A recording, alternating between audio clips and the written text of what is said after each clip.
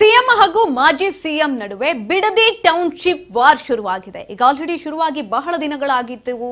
ಈಗ ಒಂದು ಪತ್ರ ಸಮರ ಅನ್ನೋದೇನು ನಡೀತಾ ಇತ್ತು, ಆ ಪತ್ರ ಸಮರ ಕೂಡ ಇನ್ನೂ ಮುಂದುವರಿತಾನೆ ಇದೆ.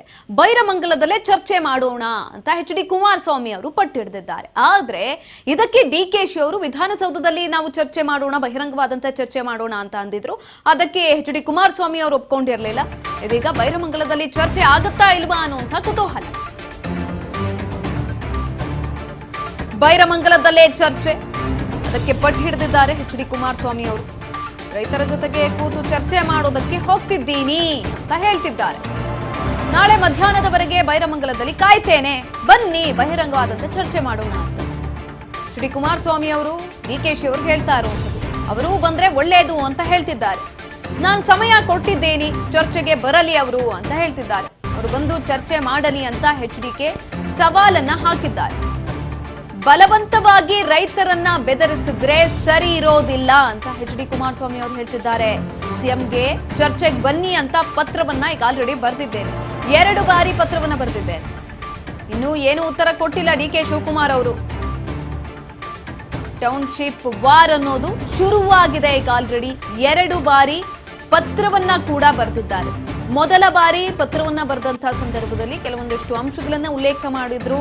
ಅಲ್ಲಿ ಡಿ.ಕೆ. ಶಿವಕುಮಾರ್ ಅವರು ವಿಧಾನಸೌಧದಲ್ಲಿ ಚರ್ಚೆ ಮಾಡೋಣ 26ನೇ ತಾರೀಕು, ಅಂದ್ರೆ ಇಂದು ವಿಧಾನಸೌಧದಲ್ಲಿ ಚರ್ಚೆ ಮಾಡೋಣ ಅಂತ ಹೇಳಿದ ವಿಚಾರಕ್ಕೆ ಸಂಬಂಧಪಟ್ಟಂತೆ ಅದಕ್ಕೆ ಎಚ್.ಡಿ. ಕುಮಾರಸ್ವಾಮಿ ಅವರು 26ನೇ ತಾರೀಕು ಅಂದ್ರೆ ಇಂದು ಆಗೋದಿಲ್ಲ ನನಗೆ ಬರೋದಕ್ಕೆ, ಪೂರ್ವ ನಿಯೋಜಿತ ಕಾರ್ಯಕ್ರಮ ಈಗ ಆಲ್ರೆಡಿ ನಿಗದಿ ಆಗಿದೆ, ಸೊ ಅಲ್ಲಿಗೆ ಹೋಗ್ತೀನಿ, 27ನೇ ತಾರೀಕು ಬಿಡದಿಯಲ್ಲಿ ಮಾಡೋಣ ಬೈರಮಂಗಲದಲ್ಲಿ ಅಂತ ಹೇಳಿದ್ರು.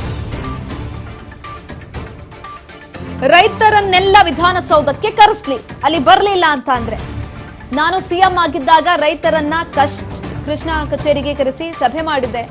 ಸದನದಲ್ಲೇ ಕಾಂಗ್ರೆಸ್ನವರೇ ವಿರೋಧಿಸಿ ಭಾಷಣವನ್ನ ಮಾಡಿದ್ರು.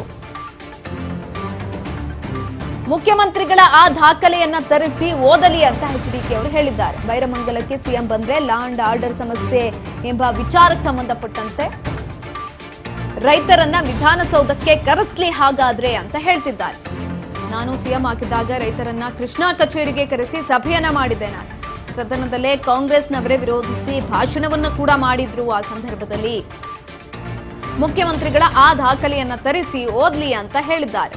ಬೈರಮಂಗಲಕ್ಕೆ ಬಂದ್ರೆ ಲಾ ಅಂಡ್ ಆರ್ಡರ್ ಸಮಸ್ಯೆ ಎದುರಾಗುತ್ತೆ ಅನ್ನುವಂಥ ವಿಚಾರಕ್ಕೆ ಸಂಬಂಧಪಟ್ಟಂತೆ ಎಚ್.ಡಿ. ಕುಮಾರಸ್ವಾಮಿ ಅವರು ಇದೀಗ ಮಾತನಾಡಿರುವಂಥದ್ದು. ಹಾಗಾಗಿ ಬೈರಮಂಗಲಕ್ಕೆ ಬಂದು ನೀವು ಅಲ್ಲೇ ಬಹಿರಂಗವಾದಂತಹ ಚರ್ಚೆಯನ್ನ ಮಾಡಬೇಕು. ಅದು ಸಾಧ್ಯ ಆಗಲ್ವಾ ನಿಮ್ಮ ಕೈಲಿ? ನೀವು ಬರೋದಿಲ್ವಾ? ನಾನು ಕಾಯ್ತೀನಿ, ನಾಳೆ ಮಧ್ಯಾಹ್ನದವರೆಗೂ ಕೂಡ ನಾನು ಎಚ್.ಡಿ. ಕುಮಾರಸ್ವಾಮಿ ಅವರು ನಾನು ಕಾಯ್ತೀನಿ ಅಂತ ಹೇಳ್ತಾ ಇರುವಂಥದ್ದು. ಹಾಗಾಗಿ ಇದೀಗ ಈ ಒಂದು ಸಂದರ್ಭದಲ್ಲಿ ಅಲ್ಲಿಗೆ ಹೋಗ್ತಾರಾ ಇಲ್ವಾ ಅನ್ನುವಂಥ ಕುತೂಹಲವು ಕೂಡ ಕಾಡ್ತಾ ಇದೆ. ಹೇಳಿದ್ದೀನಿ, ನಾಳೆ ನಾನು ಏನು ಸಮಯ ಕೊಟ್ಟಿದ್ದೆ ರೈತರ ಜೊತೆಯಲ್ಲೇ ಕೂತು ಚರ್ಚೆ ಮಾಡೋಕ್ಕೆ ಹೋಗ್ತೀನಿ, ಬಂದರೆ ಅವರು ಬರ್ಬೋದು. ಹೇಳಿದ್ದೀನಿ, ರಿಕ್ವೆಸ್ಟ್ ಮಾಡಿದ್ದೀನಿ, ಬಂದರೆ ಒಳ್ಳೆಯದು. ಇದು ಸ್ಮೂತಾಗಿ ಆಗಬೇಕು. ನಿನ್ನೆಯಿಂದ ಕೆಲವರು ಒಂದು 15-20 ಜನ ಕೂರಿಸಿದ್ದಾರೆ. ಈಗ ಅವರು ಒಂದು ಕಡೆ ನಮಗೆ ಭೂಮಿ ನಾವು ಕೊಡ್ಲಿಕ್ಕೆ ತಯಾರಾಗಿದ್ದೇವೆ ಅಂತೇಳಿ ಅವರೊಂದು 20 ಜನ ಈಗೇನೋ ನಿನ್ನೆ ರಾತ್ರಿಯಿಂದ ಟೆಂಟ್ ಹಾಕೊಂಡವ್ರೀಗ ಅದ್ರ ಎದುರುಗಡೆನೆ. ಅದು ನನಗೆ ಗೊತ್ತಾಗ್ತದೆಲ್ಲ, ಅರ್ಥ ಆಗ್ತದೆ. ಇನ್ನು ಯಾವ ಕಾರಣಕ್ಕೋಸ್ಕರ ಇವೆಲ್ಲ ಒಳಗಡೆ ನಡೀತಿದೆ, ಅದರ ಬ್ಯಾಕ್ಗ್ರೌಂಡ್ ಏನು ಎಲ್ಲ ನಾನು ಅರ್ಥ ಮಾಡ್ಕೊಂಡಿದ್ದೀನಿ. ಇಲ್ಲಿ ನನ್ನ ಪ್ರಶ್ನೆ, ಇಲ್ಲಿ ಶಿವಕುಮಾರ್ ಅವರ ಈ ರಾಜ್ಯದ ಮುಖ್ಯಮಂತ್ರಿಗಳ ವಿರುದ್ಧ ನನ್ನ ಹೋರಾಟ ಅಲ್ಲ ಇದು. ಇಲ್ಲಿ ರೈತರು ಒಂದು ಬಾರಿ ನನ್ನ ಹತ್ರ ಬಂದು ರಿಕ್ವೆಸ್ಟ್ ಏನು ಮಾಡಿದ್ರು, ಈಗ ಒಂದು 7 ತಿಂಗಳಿದ್ದೆ. ಅದರ ಆಧಾರದ ಮೇಲೆ ರೈತರು ನಾವು ಭೂಮಿ ಕೊಡಲಿಕ್ಕೆ ತಯಾರಾಗಿಲ್ಲ ಅನ್ನೋದು ಮೆಜಾರಿಟಿ ಒಪಿನಿಯನ್ ಏನಿದೆ. ಅವರ ಹೋರಾಟ 450-470 ದಿವಸ ಆಗೋಗಿದೆ. ಈಗ ಅವರ ಒಂದು ಅಹವಾಲಿಗೋಸ್ಕರವಾಗಿ ನಾನು ಇದಕ್ಕೆ ಇಂಟರ್ಫಿಯರ್ ಆಗಿದ್ದೀನಿ. ನಾನು ಪರವೂ ಇಲ್ಲ ವಿರೋಧವೂ ಇಲ್ಲ, ರೈತರ ಪರವಾಗಿದ್ದೀನಿ. ರೈತರು ಕೊಡ್ಲಿಕ್ಕೆ ತಯಾರಾಗಿಲ್ಲ ಅನ್ನೋದು ಮೆಜಾರಿಟಿ ಒಪಿನಿಯನ್. ಅದರಿಂದ ಇದರಲ್ಲಿ ಪ್ರತಿಷ್ಠೆ ಇಲ್ಲ ಅನ್ನೋದು ನಾನು ಪದೇ ಪದೇ ಹೇಳ್ತಾ ಇದ್ದೀನಿ. ಈಗ ರೈತರೆಲ್ಲ ಒಪ್ಕೊಂಡ್ರೆ ನಂದೇನು ಅಬ್ಜೆಕ್ಷನ್ ಇಲ್ಲ, ಧಾರಾಳವಾಗಿ ಮಾಡ್ಕೊಳ್ಳಿ. ಆದರೆ ಬಲವಂತ ಮಾಡಿ ರೈತರುಗಳನ್ನು ಬೇರೆ ಬೇರೆ ರೀತಿ ನೀವು ಅವ್ರನ್ನ ಎದುರಿಸ್ತಕ್ಕಂಥದ್ದಕ್ಕೆ ಹೋದ್ರೆ ಉಪಯೋಗ ಬರೋದಿಲ್ಲ. ಪ್ರೀತಿಯಿಂದ ಮಾಡಬೇಕು ಕೆಲಸ, ಏನೇ ಮಾಡಿದ್ರು ಪ್ರೀತಿಯಿಂದ ಮಾಡಬೇಕಾಗ್ತದೆ. ವಿರೋಧ ಇದ್ದಾಗ ಯಾತಕ್ಕೆ ಆಟ?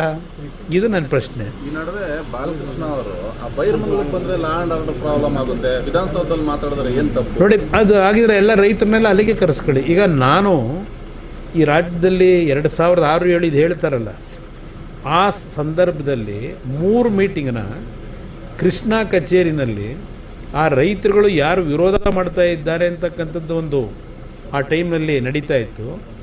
ಎಲ್ರಿಗೂ ಮುಕ್ತವಾಗಿ ಅವಕಾಶ ಕೊಟ್ಟು 500-600 ಜನ ಕರೆಸಿ ಕೃಷ್ಣ ಕಚೇರಿ ಒಳಗೆ ಮೀಟಿಂಗ್ ಮಾಡಿದ್ದೀನಿ. 3 ಬಾರಿ ಮೀಟಿಂಗ್ ಮಾಡಿದ್ದೀನಿ ರೈತರ ಹತ್ರ, ಅವರಿಗೆಲ್ಲ ಎಕ್ಸ್ಪ್ಲೈನ್ ಮಾಡಿದ್ದೀನಿ.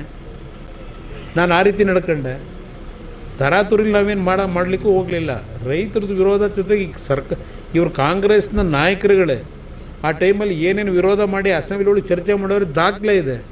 ಹೇಳಿದ್ದೀನಿ ನಾಳೆ